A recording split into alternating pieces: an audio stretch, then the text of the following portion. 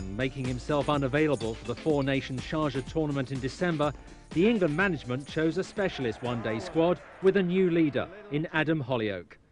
For Hollioake, it was an exciting new challenge, although he expected a degree of rustiness after a three-month break since September. First and foremost, it was meant to be a bit of a run-out for the team. It wasn't actually, we weren't designed for us to go there and be at peak performance straight away. But when we actually got out there, you know, everyone was 100% on trying to win, and there was no one out there who was just there to just, you know, have a bit of a run out. It was, you know, very competitive, and everyone there wanted to win. And England's first match was against India, and they got off to a flying start. We batted really well to get the total we did. At one stage we looked like we were going to get more. We thought we'd probably get 280. Problem being was that there was a trend throughout the tournament that people got off to a start.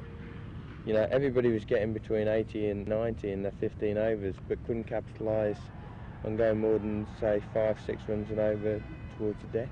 The white ball went a little bit soft after about 20 overs, so the last 30 overs you're bowling with quite a soft ball, and it would discolour a little bit as well. It would go white and green, so it would be a little bit harder to pick up, and the wicket would be quite a low one. So if bowlers bowled very straight, it was hard to sort of manoeuvre the ball around. That's the one thing which our bowlers did very well out there. Bowled very straight, very disciplined, and they were backed up with some really good fielding as well. The wicket was so low, ball got soft, hard to hit. In the air again, there's a man coming underneath it at long off, Kuruvilla, and he takes it comfortably. India limped to 74 for 4, but a 108-run partnership between Sachin Tendulkar and Iyer Jadeja brought them right back into it. Coming to the end of the game, we were, you know, under a lot of pressure. Honestly, one stage looked like we were going to lose, so but we came through, and you know, it was a very close game, but you know, we came through, and it was sort of much the same in the other games, in where we were always under pressure at some stage, and we always just found that little 1% extra which the other sides couldn't find. So that was the difference between us and the other teams, I think. He's bowled him, bowled him. In England's second match, they faced the West Indies, and once again they began well. That was probably our best performance with the ball. I mean, in the field as well. We just caught our catches. We got early breakthroughs, which we hadn't done in a couple of the other games, and you know, Dougie Brown getting those 2 wickets in the first over. I mean, we got our noses in front, and really we never let them back into the game the whole way through. So you know, that was probably the best game for us. I mean, it was quite weird actually playing against the West Indies.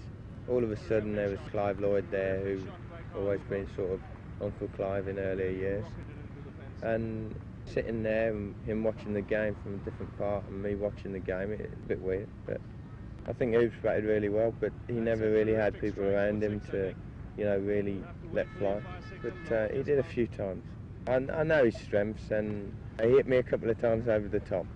Hooper's unbeaten 100 took his side to 197 for 7, which looked slightly below par, but the West Indies bowlers soon had England on the back foot. They put us under a bit of pressure. They bowled some short deliveries as well. I think 3 of the guys got out playing pull shot. So they came at us quite hard, but they only had a small target to defend. They didn't quite get enough to put us under enough pressure to actually blow the game, but it was a tight one. We just did enough, really. Built one little partnership there, and that really sort of sealed that game.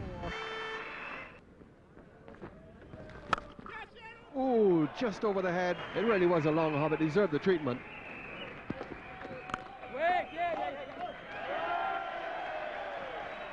So that's the match for England.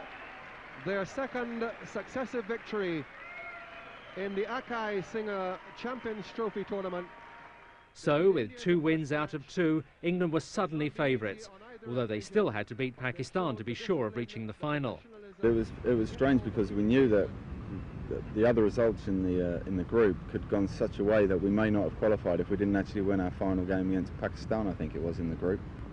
We didn't bat especially well. Alec got us off to a good start, played very well, and we sort of scratched around. So Claim bowled very well at us, got 4 wickets. Coming to the tournament, I thought they would be the real danger side. I thought, you know, they've got the bowlers for all the conditions, and in fact I think they played 4 leg spinners against us in that game, or something ridiculous, like 3 leg spinners and an off spinner who bowls leg spin. So they really saw the way the wicket behaved and picked their side accordingly.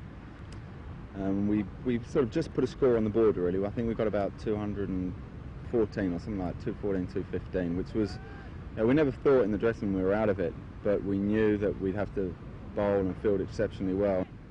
Got a competitive total, nothing brilliant on the board, and then just defended really hard, fielded hard, bowled a good line and length, and just showed that doing the fundamentals well sometimes outshines sheer talent. Saeed played fantastic the first 15 overs, and Ijaz, and they really sort of put us on the back foot. We saw one yesterday, and here's another one. It's just a superb piece of timing for 6. Again, you see on that leg side, Mark Elam's second over went for 16 runs as Anwar and Ijaz opened up, but Hollyoake kept faith in the Kent all-rounder. He's, he's a very cool customer, and he's the sort of guy who get hit back over his head for 2 sixes and then come on the next ball and put it in the same spot and not worry about it. He's a very, very cool customer, and he was really one of the main guys we based our bowling around. We could always guarantee that he wouldn't go for more than 40, and I don't think he did in the tournament. He was just so consistent. We got Saeed out, and then Ijaz hit one straight up in the air. They had 2 new batsmen in, and our bowlers bowled fantastically well, just to sort of suffocate them really. And they're backed up again by some great catching and some run-outs in the field. And I think we won by about 6 runs in the end. Pakistan's lack of success was matched by their neighbours, India. And surprisingly, it was England and the West Indies who lined up for the final. That whole tournament, really, you felt that India or Pakistan would get through to the finals. And I think, maybe from the sponsors' point of view, England-West Indies final wasn't so great for them. But it was a reasonable crowd, and it was a good atmosphere. And to be playing against West Indies, having beaten them, was good for us in the group game. Well, that was the one we wanted, from the beginning. That was the side we wanted to play. Saying that, we didn't underestimate them because, one-day cricket, anything can happen. What did happen was that the West Indies raced away at the start, with Shivnarine Chandrapal joining Stuart Williams at the top of the order. One-day cricket, you can't worry about this first 15. You've just got to get on with it, and that's what we did, and we dragged it back very, very well. They scored quickly in the first 15, and again, we bowled exceptionally well. Ball went a little bit soft again. Adam, Ely, Jazza, they all bowled fantastically well. And we just managed to drag them back a little bit. We just managed to get their target back to about 230, which we were quite happy about, really, because they got off to such a good start that was the par score, really. Franklin Rose a long way out. They've asked for the television replay. He isn't worrying. Hesitation. The England fielding has been absolutely spectacular this evening. There's been only one misfield, and they have been quite magnificent in the field. Stewart again led a measured reply with 51, but the run rate crept up, and as the pressure mounted, wickets began to fall. I wasn't too worried by the run rate going up, say with 20 overs to go, because we had batting in depth, we had players who could bat well down the order. I think Adam got out, which was a bit of a blow, and then Ely got out. And Courtney came back on, and then Jazza came out to bat, and I think it got up to about 7.5, 8 and over. That was the time in the tournament where I thought we needed something special. We couldn't just rely on consistency, teamwork. We needed a bit of individual brilliance, and we got it from 2 people. I think that was really a crunch time. We had one good over against Mervyn Dillon, and I think another really good one against a leg spinner where Jazza hit about 14 or 16.